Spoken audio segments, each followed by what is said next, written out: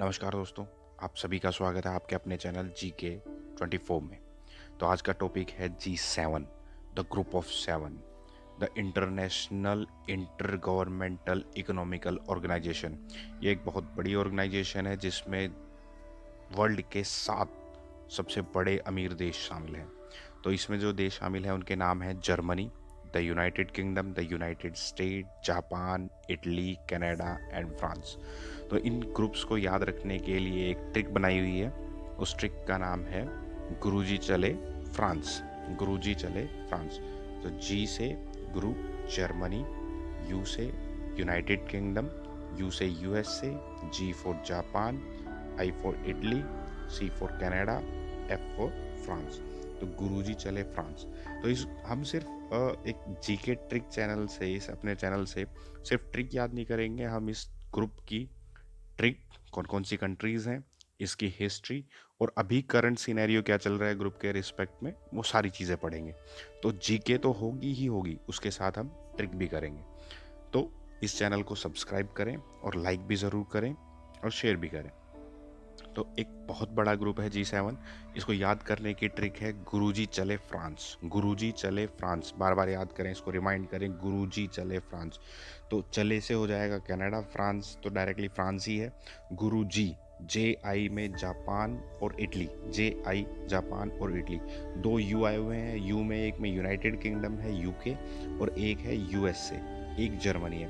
तो आपको hardly 5 minutes के अंदर ये साथ के साथ नाम याद हो जाएंगे, गुरुजी चले फ्रांस, गुरुजी चले फ्रांस। तो इसके बाद आते हैं G7 का पर्पज़ क्या है। ये एक ऑर्गेनाइजेशन है जो डिस्कशन करती है including global economical, security, energy sector, terrorism sector, जो मेन चैलेंजिंग प्रॉब्लम्स हैं और एनर्जी बैलेंस करने के लिए रिक्वायरमेंट है, उन सब पे एक तरह से डिस्कशन होता है, एक्सचेंज ऑफ आइडियाज़ होते हैं। तो एक बहुत बड़ा ग्रुप है। तो ये G7 है। अब G7 कंट्रीज़ के अंदर ये कंट्रीज़ हैं कनाडा, उसके बाद USA, अगर वर्ल्ड मैप में चेक किया जाए United kingdom, France, Germany, Italy और लास्ट में आता है हमारे पास जापान। ये आता है जापान। तो ये सारी कंट्रीज़ हैं जो G7 मेंबर्स के लिए, G7 मेंबर्स इंक्लूड है जिनमें। अब इनका मेन क्या है, मेन मतलब ये G7 द ग्रेट 7 और द ग्रुप ऑफ 7 बोला जाता है। तो ये लीडिंग एक्सपोर्ट कंट्रीज़ हैं। अगर इंडिया इनमें शामिल होता है तो ये एक लीडिंग एक्सपोर्ट कंट्रीज़ हैं। उसके बाद लार्जेस्ट गोल्ड रिजर्व्स हैं इनके पास, लार्जेस्ट न्यूक्लियर एनर्जी प्रोड्यूसर्स हैं, टॉप कंट्रीब्यूटर्स हैं टू द UN बजट। तो और G7 के इनवाइटेड ऑर्गेनाइजेशंस भी हैं। जैसे ही G7 सबमिट होता है तो उसके साथ साथ और ग्रुप्स को भी इनवाइट किया जाता है। उसमें हमारे मेन आ जाते हैं।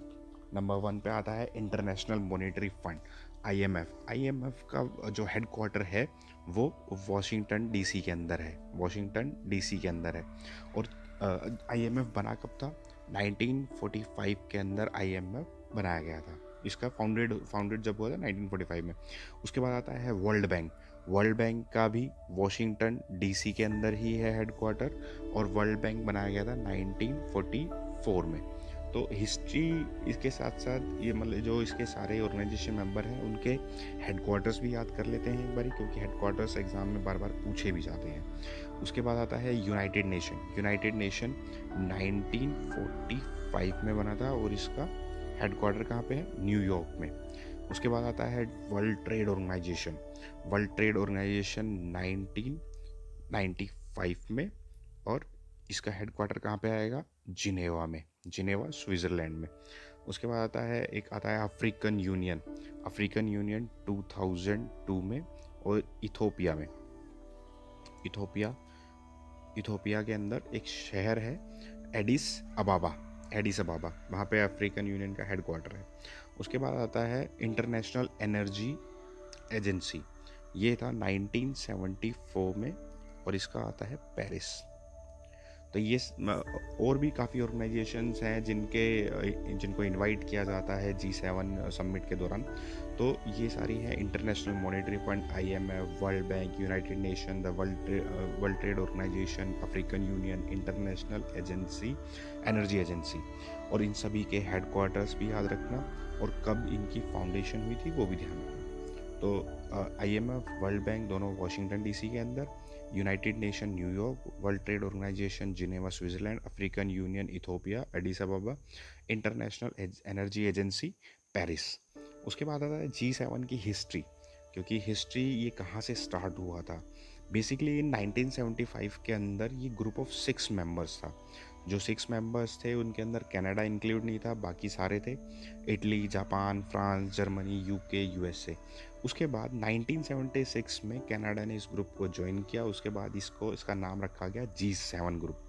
मतलब स्टार्टिंग में G7 जो अभी है उसमें कनाडा नहीं था। 1976 में कनाडा इंक्लूड कर लिया गया। उसके बाद 1998 के अंदर रशिया भी इस ग्रुप के अंदर ऐड हुआ, तो इस ग्रुप को G8 बुलाया गया, ग्रेट 8। उसके बाद मतलब ये G7 और G8 का अगर कहीं पे भी नाम यूज़ होता है तो ये दोनों सेम ही ग्रुप हैं। 2014 के अंदर रशिया इस ग्रुप को छोड़ गया था, या छोड़ दिया गया था, निकाल दिया गया था, क्योंकि रशिया ने क्रीमिया पे अटैक किया था। तो उसके रिगार्डिंग, इशू के रिगार्डिंग, तो रशिया को ये ग्रुप छोड़ना पड़ा 2014 में।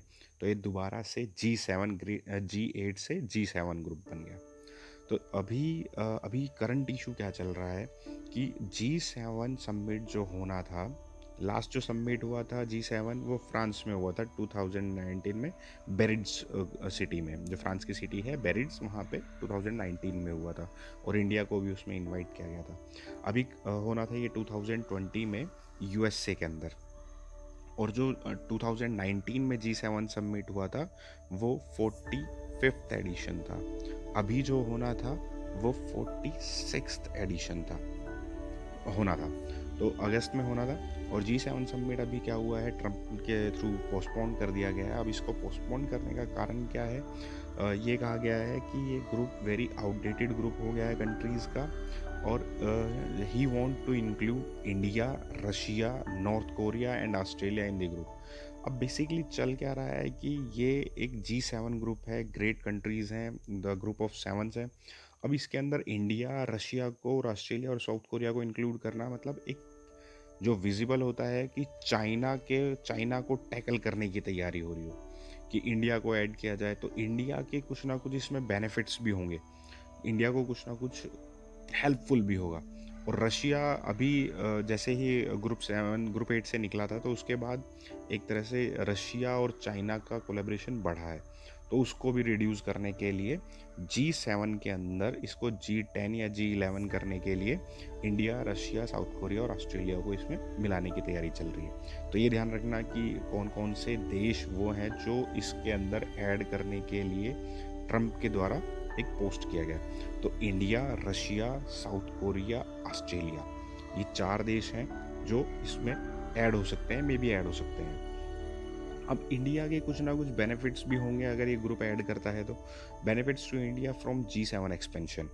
तो अब है क्या, इंटरनेशनल ट्रेड, जो ये कंट्रीज़ हैं इनके थ्रू इंटरनेशनल ट्रेड भी एक्सपेंड होगा, जिससे इंडिया की ग्रोथ रेट इंक्रीज़ होगी और डेवलपमेंट भी इंक्रीज़ होगा। अब एक UK के द्वारा एक ग्रुप बनाया जा रहा है D10, 5G टेक्नोलॉजी के एक्सपेंशन के लिए, और इस ग्रुप में अभी तक चाइना को इंक्लूड नहीं किया गया है, जो कि इंडिया के लिए बड़ा हेल्पफुल है।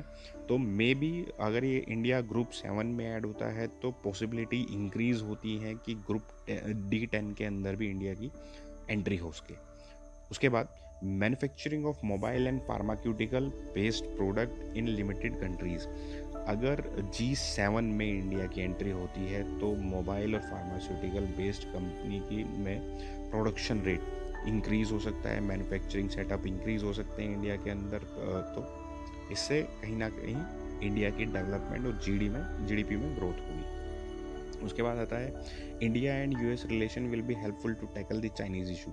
अब इंडिया के लिए G7 जैसे ग्रुप को ज्वाइन करना, तो कहीं ना कहीं जो इंडिया और USA के रिलेशन है वो इम्प्रूव होंगे, और इम्प्रूव होने के कारण क्या होगा कि कहीं ना कहीं चाइना के ऊपर एक प्रेशर रहेगा इंडिया और USA के रिलेशन का, जो चाइनीज़ के साथ हमारे इश्यूज चल रहे हैं वो कहीं ना कहीं सप्रेस होंगे।